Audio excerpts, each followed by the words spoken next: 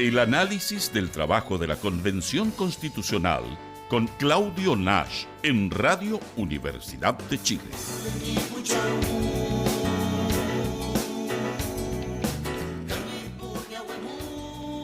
7:42, regresamos a esta primera edición de Radio Análisis. Vamos a continuar hablando de la Convención Constitucional porque lo mencionaba al comienzo, ¿no? Este fin de semana también se llevó a cabo la cuenta pública respecto de los primeros 2 meses de trabajo de la instancia, un periodo en el cual se ha avanzado en la instalación básicamente de la Convención y de la confección de sus propias reglas que tendrán que quedar definidas ya probablemente ahora durante este mes de septiembre. Está con nosotros el presidente de la Fundación Diálogo Jurisprudencial Iberoamericano, el académico de nuestra casa de estudios, el profesor Claudio Nach, a quien le damos la bienvenida. Profesor, buenos días, gracias por estar con nosotros nuevamente.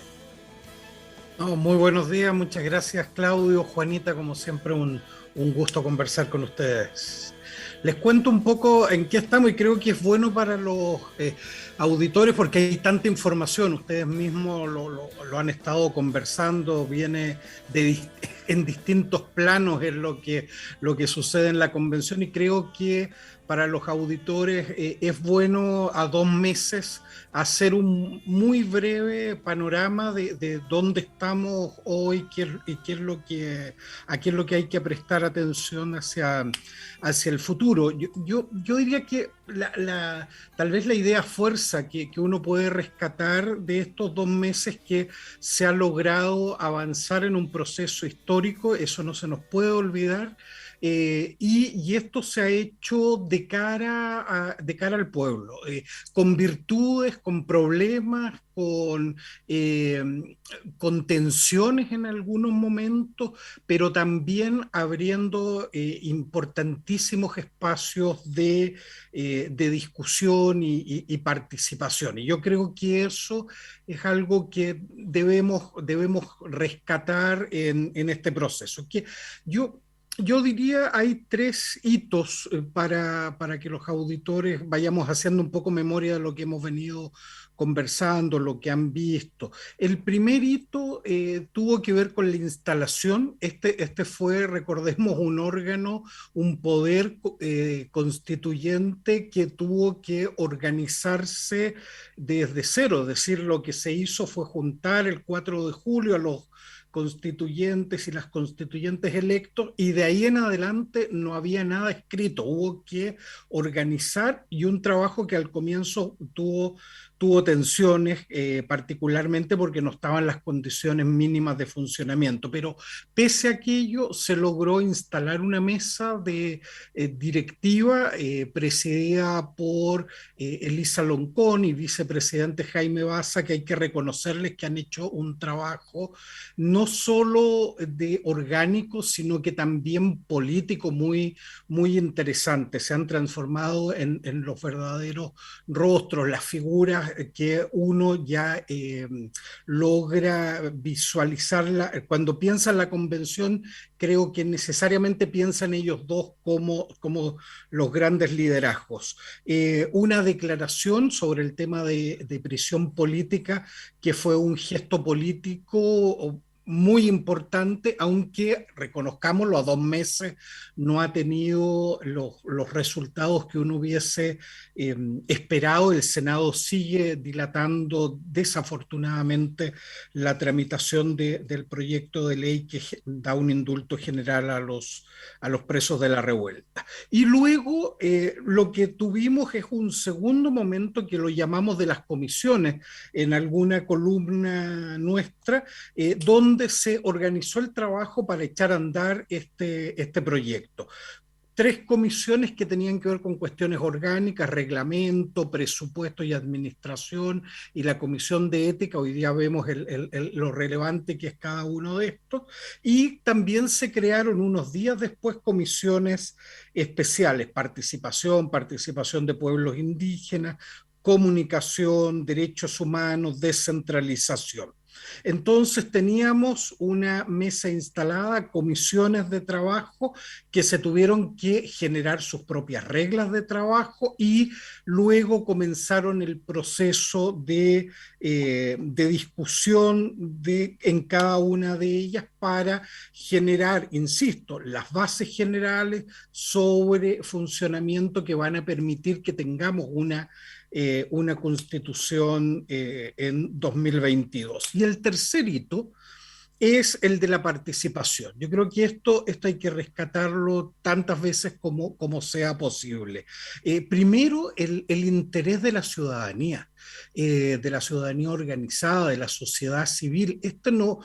Recordemos que es un proceso que se origina desde las movilizaciones sociales, es un proceso que tiene su origen en la calle y que de ahí pasa a lo institucional. Eso no siempre es fácil que ocurra, tiene dificultades propias de este camino desde lo popular hacia lo institucional.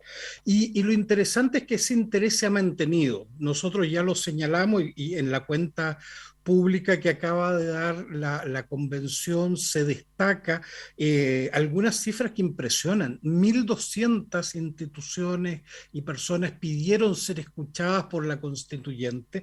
De aquellas finalmente 821 audiencias públicas donde se escuchó a la ciudadanía. Solo la Comisión de Derechos Humanos escuchó sobre 300, tuvo sobre 300 audiencias públicas y además presencia en regiones. La Comisión de Descentralización se abrió a regiones y de hecho esta cuenta pública que dio la convención también se hizo en regiones. Es decir, tenemos una instalación, tenemos un periodo de trabajos en comisiones y tenemos muy, digamos, intensa participación de la ciudadanía. ¿En qué estamos hoy, luego entonces de estos 2 meses que han permitido que todo esto se dé?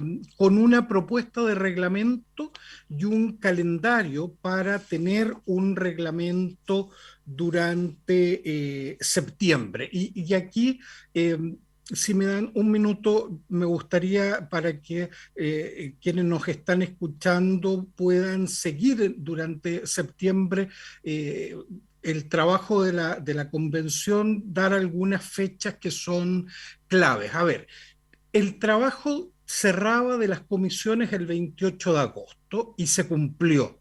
Eso es una cuestión interesante. Se entregaron por cada comisión propuestas.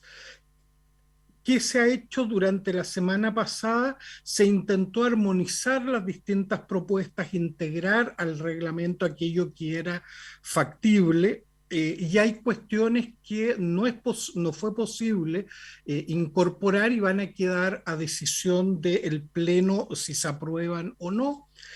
Hay mandatos específicos que se dieron. Por ejemplo, a la Comisión de Derechos Humanos se le dio un mandato específico de generar un plan de trabajo para la futura comisión permanente sobre el tema. Todo aquello ya está redactado, está aprobado por las subcomisiones. ¿Qué viene ahora? Esta semana, lo que hay que estar atentos y atentas esta semana es que aquello que todavía genera discusiones, desacuerdos sobre el reglamento definitivo, esta semana se deben realizar por los constituyentes y las constituyentes las respectivas indicaciones. Es decir, mire, esto es lo que salió desde la Comisión de Reglamento, nosotros, un grupo de constituyentes, pedimos que se cambie. Eso es una indicación. Y eso se va a votar la semana siguiente, la semana del 18, se va a realizar el lunes y martes próximo un compilado, que eso lo hace la Secretaría, que no es un trabajo menor, compilar cada artículo propuesto por reglamento con las indicaciones respectivas y luego el día miércoles 15, jueves 16 y lunes 20 se van a votar esas indicaciones, de forma tal que nosotros vamos a tener la semana del 20 ya el reglamento aprobado de la convención. De hecho, hay plazos ahí para publicarlo en la página web, es decir, dar total transparencia. Y ya el viernes 24, las constituyentes lo que tienen que hacer es empezar a buscar los patrocinios al interior de la convención para integrar las distintas comisiones. A eso, ¿a qué tenemos que estar atentos mejor para ordenarlo? ¿A qué debiéramos estar atentos durante estas 3 semanas que vienen? Uno, a cómo se van a resolver estos temas que aún generan tensiones y que son muy importantes a la hora de tener una nueva constitución. Uno de esos temas es el de los famosos 2/3, es decir, cuál es el quórum para tomar decisiones de qué normas quedan incorporadas a la convención. Parece ir consolidándose lo de los 2/3, pero lo que ha adquirido mucha fuerza es la posibilidad, y lo conversamos en su minuto, y también quien quiera puede verlo en la columna con un poco más de detalle qué significa esto, el plebiscito dirimente, si va a haber o no un momento en que la decisión ante los desacuerdos que se tengan en la constituyente, vuelve a nosotros, a los ciudadanos y ciudadanas. Vamos a ver qué pasa con eso. Vamos a ver qué pasa con la posibilidad de participación ciudadana en la constituyente. Es decir, que nosotros podamos juntar firmas y proponer normas para que se discutan por la constituyente. Van a tener que contar con patrocinios y luego ser discutidos. Es decir, nuevamente el tema de la participación. Entonces tenemos que ver cuáles son las comisiones permanentes y cómo se van a tomar las decisiones a futuro. Y lo otro que tenemos que estar muy atentas es a cómo se van a ir articulando los bloques políticos al interior de la constituyente.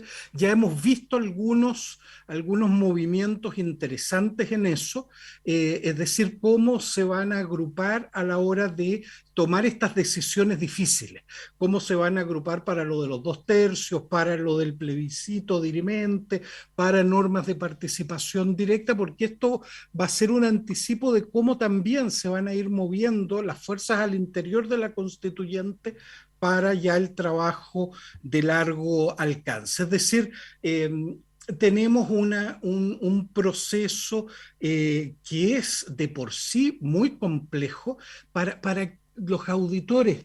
En otros lugares, esta etapa de discusión del reglamento tomó meses, 7 meses.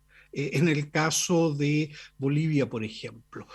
Aquí se está sacando esto en 2 meses y hay un acuerdo base en un mes más para tomar las decisiones, es decir, antes de lo que incluso algunos proyectábamos, que era octubre, en septiembre vamos a tener ya un reglamento y comisiones nombradas para iniciar el trabajo. Así que en ese sentido me parece que podemos, como ciudadanos atentos al proceso constituyente, estar tranquilos de que se está avanzando, pese a la campaña que ha sido brutal de desprestigio y de demolición de las confianzas con la Convención Constitucional. Ha sido algo que va a haber que estudiar después mucho tiempo, de cómo se ha intentado socavar a una institución, a un poder, para deslegitimarlo ante la ciudadanía. Y pese a esa campaña, se ha logrado avanzar, se ha instalado la convención y vamos a tener una constituyente trabajando ya en los temas de fondo en 2 o 3 semanas más. Profesor, sí, efectivamente impresiona un poco cuando uno ve algunos medios de comunicación, particularmente canales de televisión, la campaña de desprestigio, porque es una campaña de desprestigio, de tratar de buscar, ¿no es cierto?, por un lado o por otro, sino minimizar definitivamente, desprestigiar el trabajo de la convención. Pero Usted mencionaba a propósito de definir esto de las cosas como en las que no hay acuerdo respecto al reglamento. ¿Habría plebiscito dirimente respecto a definir el reglamento?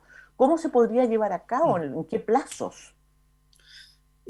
No, Juaneta, ahí aclaro porque que efectivamente con esto se ha generado alguna confusión y nuevamente en la línea de lo que usted plantea, Juaneta, porque hay muchos medios, sobre todo en la televisión, pero también los medios escritos tradicionales, los del duopolio tradicional, justamente no informan estas cosas, sino que yo diría que a esta altura uno ve una campaña por generar confusión, cosa que la gente diga, no entiendo nada y por lo tanto me desapego de este proceso que también nos pertenece. A ver, aclaremos en eso. Ahora en septiembre se va a aprobar el reglamento y eso lo van a aprobar los y las constituyentes en las próximas dos o tres semanas, digamos, el día, como les daba la fecha, el día 20, el 20, debiéramos tener ya las últimas indicaciones aprobadas y un reglamento aprobado. Eso constituyente. Lo que se va a aprobar es una norma, o dos normas, en el propio reglamento que permitan resolver los conflictos que haya en las cuestiones de fondo. ¿Qué va a pasar cuando se tenga más del 50%, en vez de se tengan los 78, 79 votos, 78 votos, que son el 50 más 1? ¿Qué pasa entre aquellas normas que tengan más de eso, pero menos de los 2/3, menos de los 104? Es decir, si algo tiene 100 votos que aprueban, por ejemplo, doy un ejemplo, por eliminar el Tribunal Constitucional y entregarle eso a la Corte Suprema, por ejemplo. En eso puede haber un acuerdo mayor al 50%, pero menos de los 2/3. La pregunta es, ¿qué hacemos con eso? Algunos dicen nada, eso quedará para que la ley futura lo resuelva, por los quórum que establezca la Constitución que se resuelven las leyes, o otros dicen, no, mire, esto resolvámoslo en la Constitución porque es un tema constitucional, entonces, como no podemos ponernos de acuerdo nosotros y nosotras en la deliberación constitucional, abramos el proceso a que sea la ciudadanía la que resuelva esto. Y eso se le llama un plebiscito dirimente. Y la propuesta es hacer uno, donde se recojan estas distintas diferencias y se resuelva. Esto existe en otros procesos, no estamos inventando algo inexistente. Les doy un ejemplo que para Chile es muy cercano porque son procesos muy hermanos, que es el proceso sudafricano, que ellos también luego de años de apartheid, como nosotros, luego de años de dictadura y postdictadura, iniciaron un proceso constituyente y tenían la regla de 2/3, pero además generaron esta instancia de un plebiscito dirimente. ¿Y sabes cuál fue el efecto, Juanita, de eso? Que eso provocó que se llegara a todos los acuerdos por los 2/3. ¿Por qué? Porque no querían sacar, digamos, de la constituyente la decisión por las complejidades que tiene un plebiscito. Y fue un incentivo para el acuerdo. Ahora, lo que hay que decir es que esta es una decisión política en este momento.